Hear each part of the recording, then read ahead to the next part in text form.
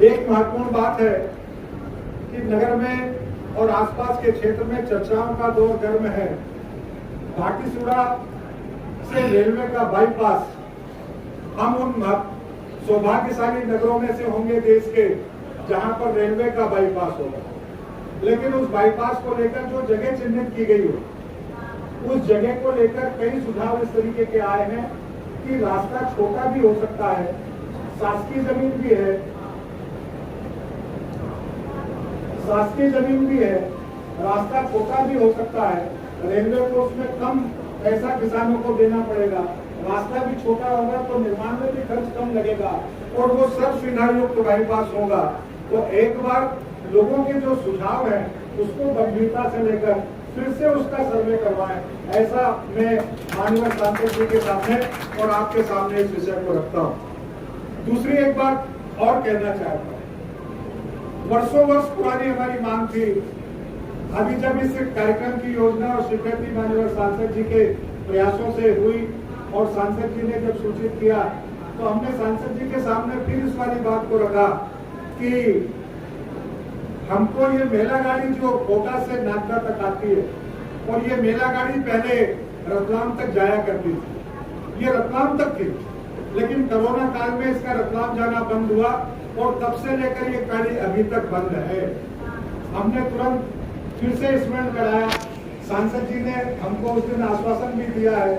आज मैं आप सब लोगों की उपस्थिति में फिर से सांसद जी के सामने और माननीय डीआरएम साहब के सामने ये विषय रख रहा हूँ कि मेला गाड़ी जो हमारी बहुत ही आवश्यक ट्रेन है, जो कोटा की तरफ से आती है, उज्जैन की तरफ तो आपने जोड़ दिया, लेकिन रतलाम की तरफ जोड़ना अभी बाकी है। इस ट्रेन को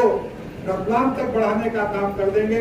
तो बहुत अति कृपा होगी। सांसद जी ने हमको आश्वस्त नहीं किया। तीसरी बात जो मैं एक और महत्वपूर्ण कहना चाहता हूँ,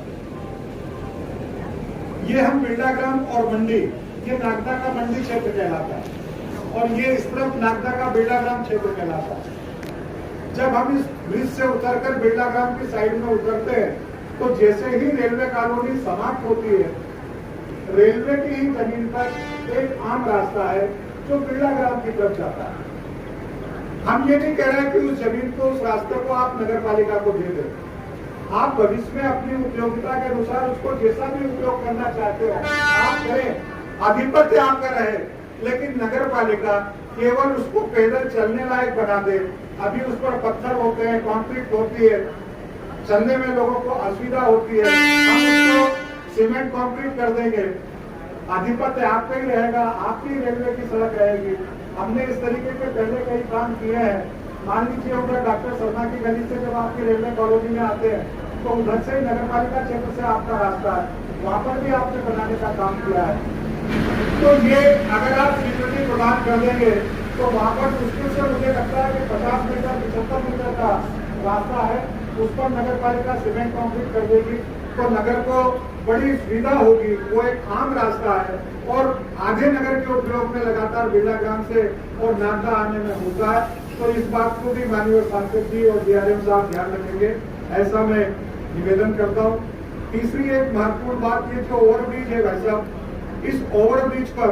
प्लेटफॉर्म नंबर 4 और 5 पर उतरने के लिए कोई साधन नहीं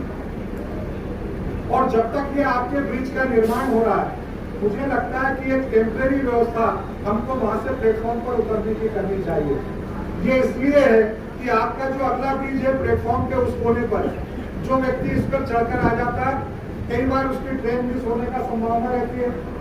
वापस फिर पलट कर उतरता है, फिर उतर के उधर कोने पर जाता है प्लेटफॉर्म नंबर 1 से या 2 या 3 से, फिर चढ़ता है, फिर उतर के फिर प्लेटफॉर्म पर आता है। ये एक लंबी प्रक्रिया होती है और वृद्धजन के लिए तो अति कठिनाई का सामना करना पड़ता है। तो ये 3-4 चीजें मैंने आपको बताई हैं, आप इसको बहुत गंभीरता से लेते हुए स्वीकृति प्रदान करेंगे। एक मेरी अपनी मांग है जिस पर मैं हमेशा आप लोगों का ध्यान आकर्षित करता रहा। अब नागदा, उज्जैन, इंदौर आने के रास्ते देवास, उज्जैन, नागदा भी है और एक रास्ता वाया बड़नगर, फतेहाबाद, रतलाम और नागदा भी है। दोनों की दूरी में कोई अंतर नहीं, दोनों की दूरी में भी कोई अंतर नहीं, लेकिन आने वाले समय में एक ऐसी मेमो ट्रेन सांसद जी जो इंदौर से चले देवास आए, उज्जैन आए, नागदा आए, नागदा से रतलाम जाए और रतलाम से बड़नगर गौतमपुरा होते हुए और फतेहाबाद होते हुए इंदौर पहुंच जाए। इस तरीके का एक फेरा